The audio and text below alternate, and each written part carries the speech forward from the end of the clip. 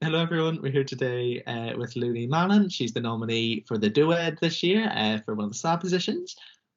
So before we start the interview, we're just going to have a couple of just short, fun questions, get to know the real Leonie.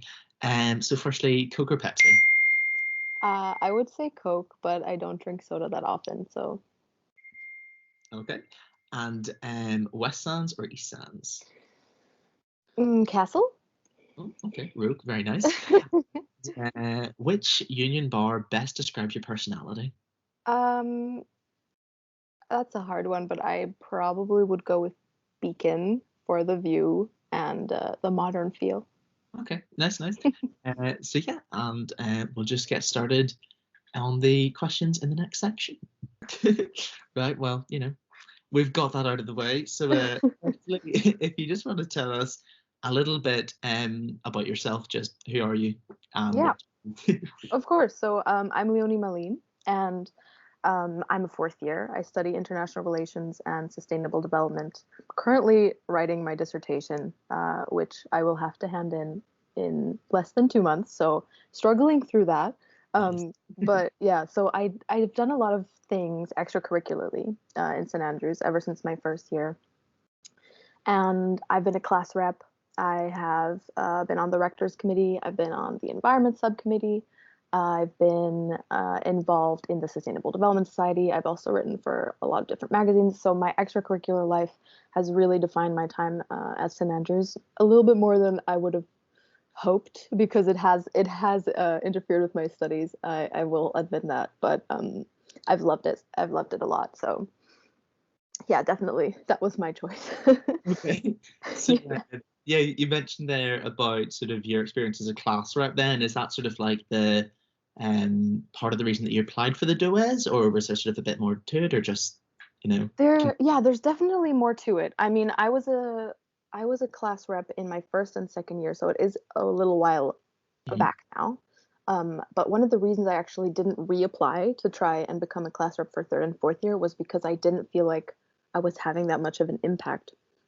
I thought it was quite difficult, even in non-COVID times, to engage closely and to have a really like equal relationship with staff. So I thought that while feedback was definitely taken and like spaces were safe and like everyone had good discussions and changes were made, I still felt like maybe there wasn't, like, I didn't feel like I was doing as much as I could in that role. So then I kind of explored, the union positions and like more outside societies. But now, after all of those experiences together, I've really felt like the DoEd role is one where I could succeed and where I could do really well because I've had that range of experiences. Yeah, I will admit, I'm like, some school presidents have had the DoEd role in the past, and I'm sure they've had like a very different perspective on it because they've been integrated into the structures like the education committee, the executive education committee, like the school president's forum, all of those. I'm gonna be entering a learning curve if I'm gonna be elected. I mean, I hope I win against Ron because like. I mean, Ron's just quite greedy at this point. He's just stop, Ron. Yeah. But I definitely will be facing a learning curve in that respect. But I think I can draw on all of my experiences to really do well as director of education. Okay. And do you think to an extent that being sort of from outside those structures, institutions, I'm not quite sure what the different committees and like the class president system, do you think that would benefit your sort of like role as DoEd, or like what you would do as DoEd? I think yes, definitely. Because it means that I also can apply a perspective that's more like from someone who has been a class rep, but a student first. So not always a school president, not always involved in the structures of the schools. I think that'll be really valuable. And I would say that my involvement on the Rector's Committee has definitely shown me a different side of student representation and academic representation, partially because the rector and the rector's assessor, who I've worked with for the past 3 years, they sit on university court as well. So I know at least that part of the role is something I'm very familiar with already. And I mean, I guess I'm not as integrated into the Students Association, but I have been on the Environment Subcommittee for 2 years, so I have had like contact with different subcommittees, different representatives for a long time. So it's not going to be difficult for me to kind of learn the ropes in that way. Okay. Yeah. And just leading on a bit about sort of your work with the Rectus Committee. I noticed there was like part of your manifesto you were saying about wanting to work more closely with Layla and her team. And I was just, do you think that that this is almost like I'm trying to work out how to phrase it. It's like a different that it's almost like an opportunity for a different relationship of the rector with the Students' Association. Do you think that that's what this is, or? I 100% think so, because I know that with Layla's election, I was very close. I was one of the co-directors of the campaign, and I now work very closely with Stella and Layla, and I know that the changes that are happening right now with the committee and with the rector role in general, it's gonna take a lot of collaboration between the rector and the Students' Association to figure out how that role and how that collaboration is gonna actually look like in the future, so that no one is, duplicating work, so that no one is misunderstanding each other, and so that we can actually use those 4 roles, because the president, the DoEd, the rector, and the rector's assessor are all basically student representatives on court, and aside from one other, they're the only student representatives. So I feel like in the past it's been a little bit underemphasized that we have those 5 people, and they haven't had as much communication as I would love to see from them, because I mean, a lot of decisions that court makes do affect students really closely. I mean, I know the Baron is like a touchy subject, but that was one of them. So I feel like if we open those collaboration and communication channels more, it'll benefit more people than it has before. Okay. Yeah. And sort of, I get leading on from the sort of the fact that obviously you represent the student body, and there does as well. But if there came a point in the university court where there was just some form of maybe like disagreement between yourself and the president and maybe the rector about like what the best course of action was, well, how do you think, sort of, because you've got that close personal relationship with the rector, do you think that would sort of like impact your ability to perhaps like represent the students, or do you obviously this is yeah, no, absolutely. Yeah, no, absolutely not. I don't think personal relationships would ever like take precedence in that case. And one of the benefits about the role of the DoEd is that they're in constant communication with people who are getting feedback from so many students. So I feel like my relationship with the school presidents and the faculty presidents would really take precedence. And the DoEd's role is a lot more focused on learning and teaching anyway. So I wouldn't be as involved like with the Rector's Committee. That would be more like the president is sitting on that and managing that relationship. So that's definitely not where my focus would be. But yeah, it wouldn't influence any decisions on court. Never. I wouldn't let that interfere. Yeah. Grand. And sort of just what you were saying there about how you're sort of there to like listen to the concerns of the obviously like the class reps and the student body in terms of what they need from education. In your manifesto, you talk a lot about cooperating with obviously like with the rector and with the association presidents and all the different class reps. To what extent are you going in to this role with a view of, oh, I could change this and this and this, or to what extent are you going in and think I'm going to be the voice of people and sort of facilitate changes that they want?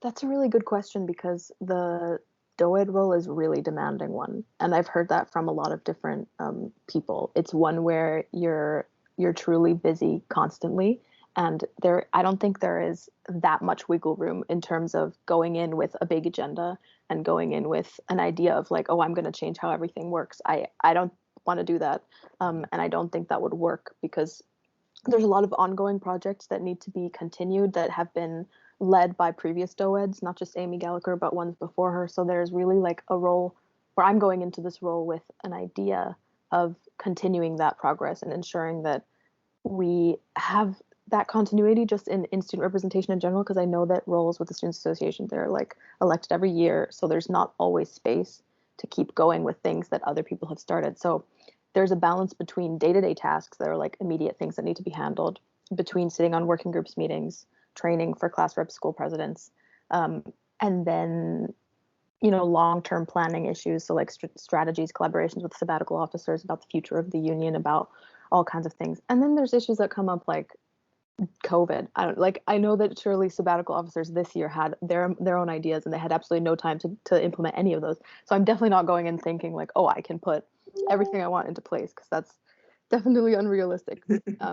But I will try to do as much as I can to help future DoEds have more, I guess, space to do that, because this is all just word of mouth, but I have heard how difficult the role is and how much work needs to be done in order to make that role a little bit more, I guess, I don't want to say safe for the person who's doing it, but to give more space for it to be productive in a way that isn't harmful. You know, like I don't want any future sabbatical officers to also feel like disadvantaged or like they don't want to go for this role because it is so difficult. And I wonder if that's one of the reasons why I'm uncontested, because people maybe have so much like respect for the role itself that maybe they don't feel like they want to put themselves forward. I'm not sure though. That's speculation. Yeah. I forgot your question now. What was I think you answered it, don't worry. Yeah, and it's sort of just, I guess you sort of already touched on it and covered it a bit there, but in terms of what you were saying about how, you know, previous DoEds ideas or things that they've put in place, it's almost become, it's hard to almost maintain that. Sort of just at the end of your manifesto, you talk about, you know, your focus on intersectionality, and that can be a force for good. And I just wondered, you know, how would you try and ensure that that becomes something which is sustainable and is sort of maintained without becoming sort of like another thing for future DoEds to sort of have to work out? I think the interesting part about intersectionality is that it's something that can inform almost everything. So in my view, it's a perspective that you really have to learn about yourself and then apply within your own life first and in your own mind first. So like how you approach issues related to pretty much anything. Like you can talk about accommodation, you can talk about race, you can talk about sexual and gender-based violence, and you can apply an intersectional lens, and that will open up so many different facets of the issue in the first place. So for me, I will go into the role with that kind of as a basis already. And then in terms of integrating it more long term, I have seen among different groups a focus on intersectionality, because for me, like that was something I never really thought about until last May, when the BLM protests were happening. And then there were so many like social justice, climate justice, racial justice activists that were popping up like into my hemisphere. And that's really when I got introduced to this. So I think it's something that has gained popularity in the last year, and that a lot more students have tuned into and student activists have turned into.